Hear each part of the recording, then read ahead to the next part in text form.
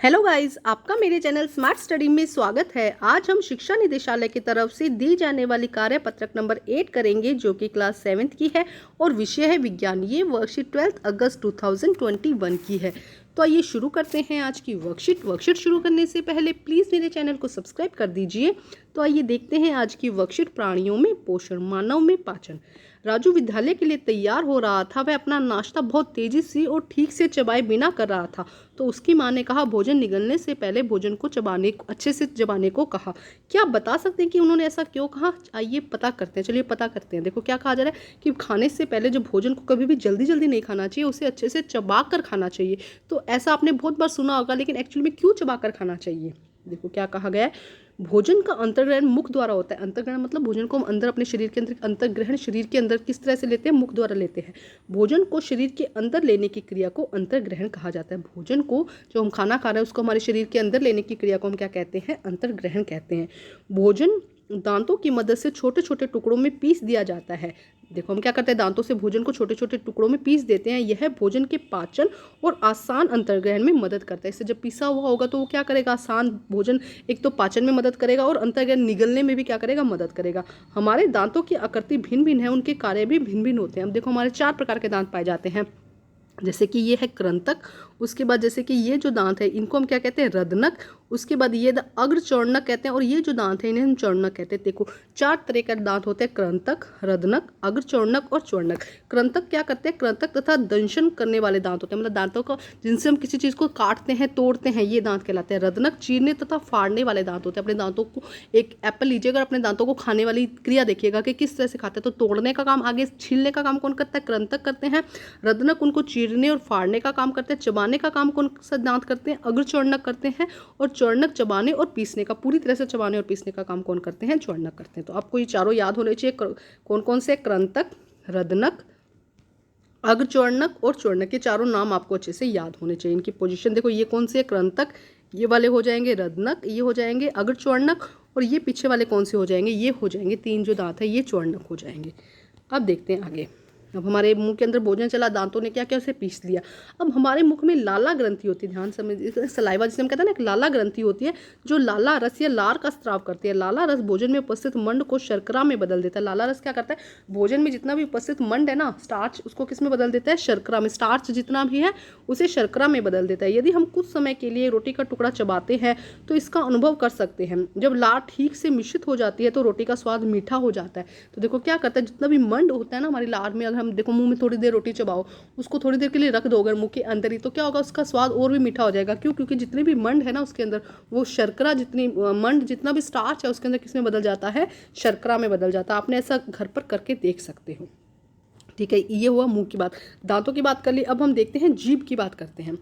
जीभ एक मांसल पेशी अंग है जो पीछे की ओर मुख गुहिका के अधर तल से जुड़ी होती है। अब देखो पीछे टच करके देखो, जीभ क्या है? पीछे की ओर से कहाँ से जुड़ी हुई है? अपनी जो मुख गुहिका है उसके अधर तल पर जुड़ी हुई है, नीचे की तरफ जुड़ी हुई है। इस पर स्वाद कलिकाएं होती है जो भोजन को विभिन्न स्वाद पता लगाते हैं। क्या होती है? जीभ पर स्वाद कलिकाएं होती है। हमको भोजन का जो टेस्ट है वो जीभ से पता चलता है। देखो ये वाला क्या है? यहाँ से हमें मीठे का पता चलता है। अगर हम यहाँ से देखें तो यहाँ से हमें खट्टे का पता चलता है। आगे से स्टार्टिंग, आगे का ये वाला जो पोर्शन है ये हमें नमकीन बताता है, और जो पीछे का पोर्शन है वो हमें क्या दिखाता है? कड़वी चीज़, कड़वी का टेस्ट करवाता है। ठीक है, तो हमने दांतों के बारे में पढ़ा, हमने जीभ के बारे में पढ़ा, और हमने लाला ग्रंथि के बारे में पढ़ लिया। अब दांतों की देखभाल किस तरह से की जाती है? खाने के बाद यदि हम दांत और मुंह साफ नहीं करेंगे तो मुंह में अनेक हानिकारक जीवाणु वृद्धि करने लगते हैं। ये जीवाणु दांतों में फंसे हुए भोजन की शर्करा का विघटन कर अम्ल बनाते हैं, और यह अम्ल धीरे धीरे दांतों को नुकसान पहुंचाता है। तो देखो क्या था, हम जब खाना खाते हैं अगर ब्रश नहीं करेंगे तो दांतों के बीच में खाना फंसा रह जाएगा। अब यहाँ पर जीवाणु वृद्धि करेंगे, और ये जीवाणु क्या करेंगे? शर्करा को खाएंगे और अम्ल बनाएंगे, और ये अम्ल हमारे दांतों के लिए हानिकारक होता है। इसे दंत क्षय भी कहते हैं। इसीलिए हमें प्रतिदिन कम से कम 2 बार ब्रश करना चाहिए, दांतों से दांत साफ करने चाहिए, और कुछ भी खाने के तुरंत बाद कुल्ला जरूर करना चाहिए। तो समझ में आता है आप सबको ना, कुल्ला जरूर हमें करना चाहिए। तो बहुत से आसान सी वर्कशीट थी। अब उससे रिलेटेड क्वेश्चन है जिन्हें हम सोल्व करते हैं। देखो क्या कहा गया, भोजन करते समय हमें ठीक से क्यों चबाना चाहिए? ठीक से नहीं चबाओगे तो क्या होगा? देखो अगर नहीं चबाओगे तो निगला नहीं जाएगा, और हमारी जो पाचन की प्रक्रिया है वो इतना ईजी स्टार्ट नहीं हो पाएगी। तो आंसर नंबर फर्स्ट का यहाँ से आ जाएगा। भोजन दांतों की मदद से छोटे छोटे टुकड़ों में पीस दिया जाता है। यह भोजन के पाचन में और आसान अंतर्ग्रहण में मदद करता है। क्या करता है, यहीं से क्या होता है, अंतर्ग्रहण होता है ना भोजन का, तो यहाँ से सफिशिएंट आंसर है कि क्या करेगा, अगर भोजन पिसा हुआ अच्छे से होगा तो क्या होगा, एक तो पाचन आसान होगा और दूसरा अंतर्ग्रहण में भी मदद करते हैं। ठीक है, आंसर नंबर फर्स्ट ये होगा। क्वेश्चन नंबर 2, आप अपने दांतों की देखभाल किस प्रकार करते हैं? तो यहाँ से देखो, यहीं से हो जाएगा आंसर नंबर 2। देखो प्रतिदिन, आंसर नंबर 2, प्रतिदिन हमें कम से कम 2 बार ब्रश या दांतुन से दांत साफ करने चाहिए और कुछ भी खाने के तुरंत बाद कुल्ला जरूर करना चाहिए। तो ये हो जाएगा आंसर नंबर 2। क्वेश्चन नंबर 3 देखते हैं, निम्नलिखित में से प्रत्येक का एक कार्य देखो, लाला ग्रंथि, जीभ, च्वर्णक और लार, इन सबके हमें क्या करने हैं, एक एक कार्य लिखने हैं। तो देखो फर्स्ट देखते हैं, देखो फर्स्ट हो जाएगी लाला ग्रंथि। लाला ग्रंथि क्या करते हैं, हमारे मुख में लाला ग्रंथि होती है जो लाल रस का स्त्राव करती है। ये हो जाएगा फर्स्ट का आंसर। ठीक है, सेकंड क्या पूछा गया, फर्स्ट मतलब कि थर्ड का फर्स्ट जो है। सेकंड, जीभ का क्या कार्य है, जीभ क्या करता है, देखो जीभ पर स्वाद कलिकाएं होती है, यहाँ पे जीभ कर दीजिएगा, जीभ पर आंसर नंबर इसका 2 हो जाएगा। जीभ पर स्वाद कलिकाएं होती है जो भोजन के विभिन्न स्वादों का पता लगाती है। ये हो जाएगा इसका 2 का, थर्ड का दूसरा। अब देखते हैं च्वर्णक। च्वर्णक क्या है, देखो ये देखो, ये च्वर्णक का काम क्या है, भोजन को चबाने और पीसने वाले दांत होते हैं। तो यहाँ पे भोजन लिख दीजिएगा। च्वर्णक का काम क्या है, भोजन को चबाने और पीसने वाले दांत है। ये च्वर्णक का क्या कार्य है, भोजन को चबाने का काम करता है और पीसने का कार्य करता है।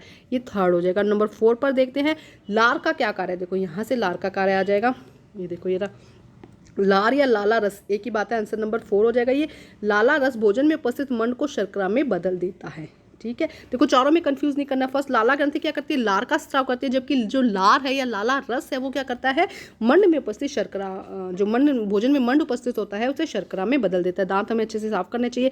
जीभ का काम क्या है, स्वाद कलिकाएं होती है। और जो हमने क्या कहा था यहाँ लास्ट में क्या था, च्वर्णक था। च्वर्णक क्या करता है, भोजन को पीसने और काटने का काम, पीसने का काम करता है। ठीक है, तो आज की वर्कशीट बहुत आसान थी। वर्कशीट कंप्लीट करके अपने टीचर से चेक करवाइए और प्लीज़ मेरे चैनल को लाइक कीजिए, सब्सक्राइब कीजिए और शेयर कीजिए। Thank you.